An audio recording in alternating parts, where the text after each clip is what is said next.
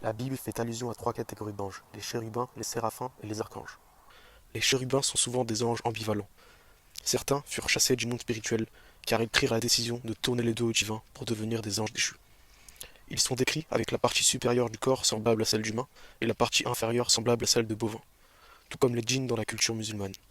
Le bovidé, symbole redondant du satanisme, avec Baphomet, Moloch ou Baal, ou encore le veau d'or dans les récits bibliques et coraniques. Les fils d'Israël, frustrés d'adorer un dieu sans pouvoir se le représenter, se sont mis à adorer un veau ayant une apparence matérielle et luxurieuse. Ils ont rejeté les valeurs spirituelles transcendantes pour des valeurs matérielles.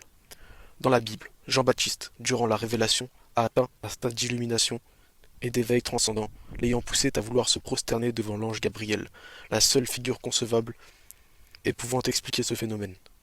Chose qu'il refusa, tout en le mettant en garde de cela, car d'autres anges mal intentionnés accepteraient, eux, d'être pris pour des dieux.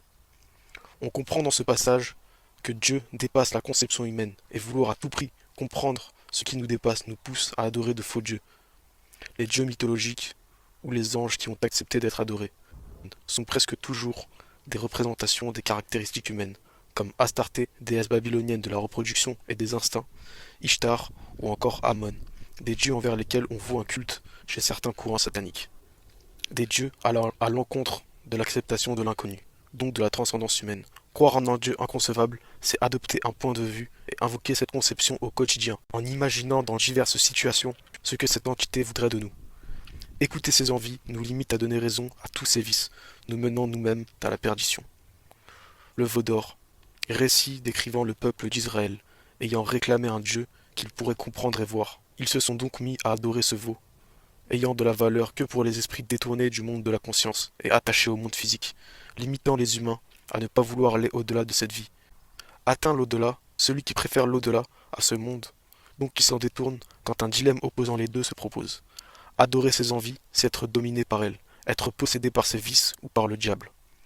Dans l'islam, il est dit que les djinns, se matérialisant dans le monde de la conscience, amènent une vérité noyée dans 100 mensonges. Ils savent des choses que les humains ne savent pas, mais ignorent eux-mêmes ce qu'est Dieu. Ils sont sans doute des personnifications de l'esprit humain si complexe, au même titre que les anges. Le surhomme en alchimie pousse les humains vers une quête de l'impossible.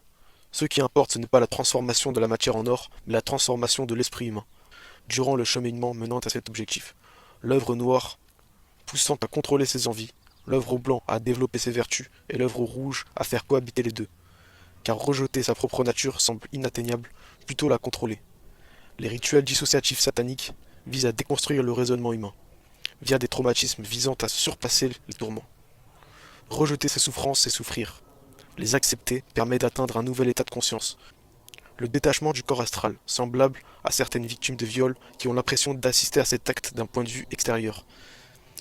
Et une déréalisation, une déconnexion de cette réalité, permettant un point de vue plus extérieur, donc d'interpréter davantage. Point de vue naturel comparable à l'usage de certaines drogues, dont se servent certains artistes, ou par le biais de sacrifices, avant l'heure du coucher, afin de s'imprégner de cette énergie et d'accepter la souffrance transmise.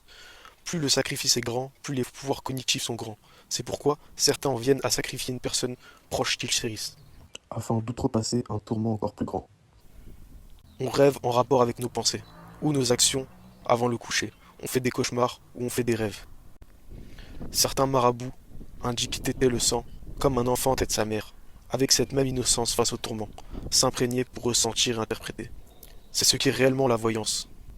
Une énergie, un ressenti qui est interprété, au même titre que certaines personnes sous LSD, qui ressentent les mauvaises intentions. Certaines personnes, ayant atteint cet état de conscience, ressentent ces émotions enfouies. Vendre son âme au diable, c'est accepter les tourments, accepter ses vices, tout en surpassant les regrets. C'est ne plus dissocier le mal du bien, en normalisant la perversion et la violence.